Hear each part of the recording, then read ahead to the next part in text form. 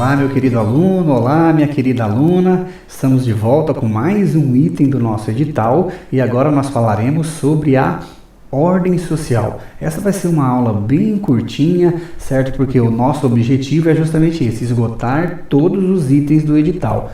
E o edital do concurso traz expressamente um item sobre a ordem social e depois diversos subitens relacionados à ordem social. Então essa nossa aula, ela será apenas para identificar alguns aspectos em relação à ordem social, porque depois nós estudaremos nas próximas aulas aquilo que o edital traz especificamente sobre a ordem social, como por exemplo lá o direito à seguridade social, em relação à família, aos índios e etc. Tudo bem? Então vamos lá. Meus queridos, ordem social está ligada ao que nós estudamos em relação à Constituição Social. Vocês se recordam da nossa aula sobre Constituição?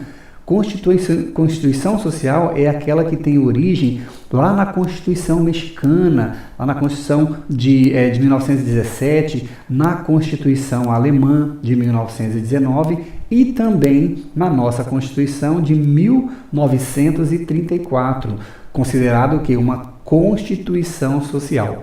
Lembrando que na Constituição de 1934, a ordem social ela era um capítulo da ordem econômica. A Constituição de 1988 que resolveu estabelecer um título específico para a ordem social. Mas vamos lá. Ordem social. A ordem social, segundo o artigo 193, lembre e nós combinamos leitura dos artigos para que nós consigamos gabaritar essa prova do concurso. Artigo 193 diz que a ordem social tem como base o primado do trabalho. Então essa é a base da ordem social, o primado do trabalho. E quais são os objetivos da ordem social, professor? Os objetivos são o bem-estar e a justiça social.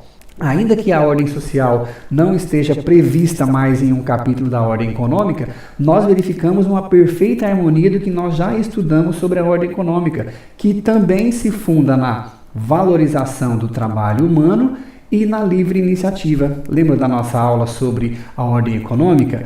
Mas, professor, o que seria esse bem-estar e essa justiça social? Vamos lá. Para o professor José Afonso da Silva, dizer que as relações econômicas e sociais do país devem gerar bem-estar é dizer que essas relações econômicas elas devem propiciar trabalho, condição de vida material, espiritual e intelectual que seja adequada ao trabalhador e à sua família. Tudo bem? Nesse sentido, em relação à justiça social, o professor José Afonso da Silva entende que a riqueza produzida no país ela deve ser distribuída de forma equitativa, deve ser distribuída de forma equânime. Tudo bem? Lembrando que nós já estudamos lá no nosso artigo 6º sobre os direitos sociais, lá educação, saúde, alimentação, trabalho, moradia, lazer, segurança, previdência social, proteção à maternidade e à infância e assistência dos desamparados. Já estudamos lá no nosso artigo 6º. Entende-se que a ordem social e os direitos fundamentais, eles são o núcleo substancial do regime democrático. Então, se perguntarem para você na sua prova, qual é o núcleo substancial do regime democrático? Os direitos fundamentais e a ordem social.